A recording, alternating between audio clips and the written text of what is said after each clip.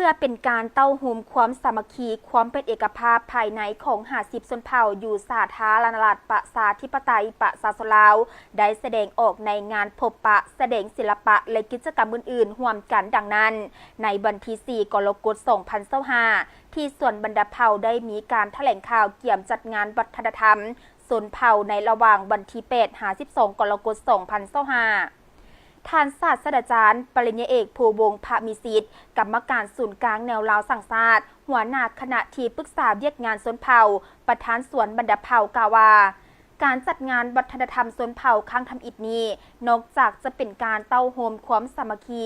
ความเอกภาพภายในของ50ชนเผ่าอยู่สาธารณรัฐประชาธิปไตยประชาชนลาวแล้วยังเป็นการฟื้นฟูส่งเสริมและอนุรักษ์รักษาวัฒนธรรมหีดของประเพณีศิลปะวรรณคดีศิลปะการแสดงบทขับล้ำเครื่องดนตรีและเครื่องไส้ซอยในชีวิตประจำวันของ50ชนเผ่าให้มีอยู่เคียงคู่กับสัตว์ลาวทั้งเป็นการเผยแพร่และนำเสนอให้พ่อแม่ประชาชนในนครหลวงเวียงจันทร์ก็คือทั่วประเทศได้รับรู้ได้เห็นและได้สัมผัสกับวิธีการดำรงชีวิตตัวจริงของแต่ละชนเผ่าในลาวน้ำอีกสำหรับกิจกรรมในแต่ละมือที่งานวัฒนธรรมชนเผ่าครั้งนี้ประกอบมีเยี่ยมชมหอวางแสดงมูลเสื้อบรรดาเผ่าเที่ยวชมซื้อสินค้าอยู่ห้านวางแสดงผลิตภัณฑ์ของบรรดาเผ่าเช่นเครื่องนุ่งห่มเครื่องหัตถกรรมเครื่องไส้และอาหารของชนเผ่าต่างๆที่มีลักษณะเอกลักษณ์เฉพาะเผ่าสมการเดินแบบผ่าลายนาคสมศิลปะลำวงลาวหับฟังศิลปะเสียงแคนลาวซึ่งศิลปะดังกล่าวได้ถูกขับพ้องเป็นมรดกโลกมาแล้วและนอกจากนั้นจะได้หับสมการแสดงศิลปะของแต่ละชนเผ่า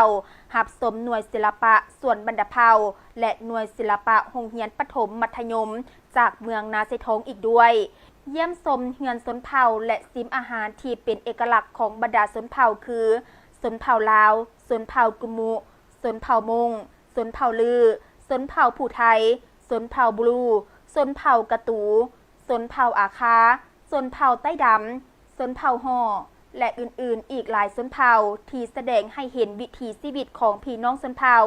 ร่วมพิธีบาสีสู่ขวัญและลำวงสามัคคีตามประเพณีชนเผ่าลาวอยู่สโมสรในวันที่11 สิงหาคม 2025พิธีเปิดงานเป็นทางการจะมีขบวนการแห่สัญลักษณ์วัฒนธรรมของบรรดาเผ่าทั่วประเทศสมการเดิมแบบที่มีอาภรณ์เครื่องนุ่งห่มของ50ชนเผ่าอีกด้วยในโอกาสครบรอบ75 ปีของในลาวสังชาติพวกเขาก็ถือว่าเป็นเกียรติอย่างยิ่งเนาะที่แทงทางแนวลาวได้มอบพระราชหน้าที่อันนักหน่วงและก็อันนี้วิเกียรติสง่างามนี้ให้แก่ชนบรรดาเผ่าพวกเขาเห็นว่าพวกเขาจะทุ่มเทเนาะทั้งสติปัญญาทั้งทื่นทอนทั้งอย่างต่างเพื่ออยากให้ยกสูงบทบาทพระราชบทบาทของบรรดาเผ่าโดยรวมนะว่าเฉพาะแม่นทั้งแนวลาวสังชาติพวกเขาอยากให้บทบาทเขาทั้งแนวลาวพวกเขาจะพุ่งเด่นขึ้นให้คนประชาชน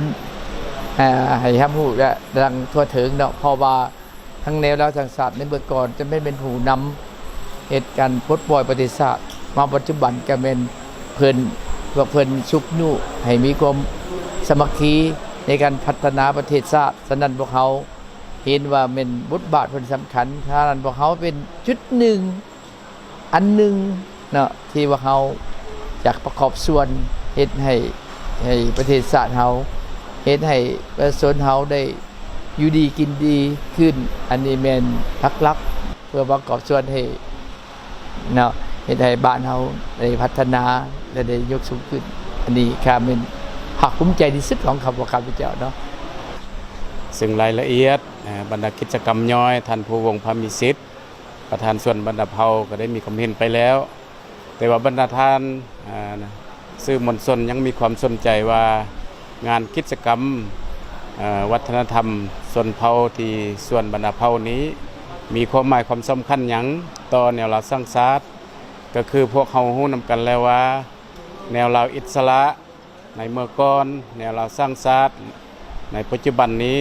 แม่นองค์การเต้าโฮมความสามัคคีเต้าโฮมความสามัคคีนับตั้งแต่พวกเขาต่อสู้ปลดปล่อยชาติในเมื่อก่อนและในปัจจุบันมันพวกเขาเต้าโฮมสามัคคีบรรดาเผ่า เพื่อพร้อมกันปกปักรักษาและสร้างสาพัฒนาประเทศชาติในการเต้าโฮมความสามัคคีนี้พวกเขาบ่สามารถปราศจากได้บรรดาเผ่าศาสนาสั้นคนเพศวัยและทุกภาคส่วนอยู่ในสังคมกันสั้นในการจัดงานวัฒนธรรมชนเผ่าอยู่ในเทือนี้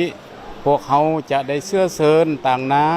ของแต่ละเผ่าอยู่ใน50ชนเผ่าในวงคณะญาติแห่งชาติลาวนี้เข้าร่วมก็เพื่อเป็นการเต้าโฮมความสามัคคีเป็นปึกแผ่นแน่นหนาอยู่ภายในชาติและเพื่อเอกอ้างวัฒนธรรมฮิตของประเพณีที่พวกเราได้มีมาแล้วและได้รับรองจากองค์การสากลซีเมนต์เสียงแคนลาวซึ่งเป็นมรดกทางวัฒนธรรมซีเมนต์ผ้าลายนาคและวัฒนธรรมการฟ้อนการรำอื่นๆล้วนแต่เป็นสิ่งเอกอ้างทนงใจอยู่ระดับภายในและสากลสันในงานอันนี้พวกเขาจะถือโอกาสนี้เป็นการเอกอ้างให้แก่บรรดาแขกคนทางภายในและต่างประเทศที่ได้มาเที่ยวชมเพื่อให้แขกคนได้เห็นว่าอันนี้เป็นสิ่งที่พวกเขาได้อนุรักษ์รักษาและสืบทอดมาฮอดปัจจุบันภายใต้การปลุกระดมคนขวายของเนี่ยเราสร้างชาติแต่ละครั้นภายใต้การนำพาของพรรคพวกเขาสามารถรักษาฮิตของประเพณีอันดีงามอันนี้ไว้และก็จะสืบต่อรักษาอนุรักษ์รักษาไปชั่วลูกชั่วหลานให้มีความมั่นคงทนงแกนสิขอว่าในนั้นเนาะขอบใจเจ้าก่อนอื่นมดก็ขอชมเชยเนาะในการจัดงานที่ว่าเฉลิมฉลอง75ปีแนวราสังชาติของพวกเขาที่ส่วนปรึกษาโดยเป็นท่านภูวงศ์พามิสิทธิ์เนาะเป็นเจ้าการในโครงการในภายใต้การชี้น้ำของศูนย์กลางแนวราสังชาติของพวกเขาเนาะภาคส่วนสภาพการค้าของพวกเขาแน่นอนอันนี้เป็นหน้าที่ของสภาพการค้าที่ว่าต้องซุกนิ้วและให้การช่วยเหลือภาคบว่าภาครัฐบาลหรือภาคธุรกิจให้ได้จัดกิจกรรมอันที่ว่าเป็นประวัติศาสตร์ของแต่ละงานและการจัดกิจกรรมแต่ละครั้งหันกับโมเมนต์มาจัดกิจกรรมเพื่อความสนุกสนานหรือเป็นประวัติศาสตร์ซื่อมันสิสร้างเรียกเหตุงานทำให้ผู้ประกอบการนำเนาะโมเมนต์ว่าผู้ประกอบการทั้งกลุ่มหัตถกรรมกลุ่มอุตสาหกรรมกลุ่มกสิกรรมและมวลชนทุกฐานที่ได้เข้ามาร่วมนี่แม่นว่าได้มาช่วยเหลือซึ่งกันและกันแล้วก็มาได้สร้างรายรับในงานหันอีกเป็นหลวงหลายเนาะเจ้าขอบใจ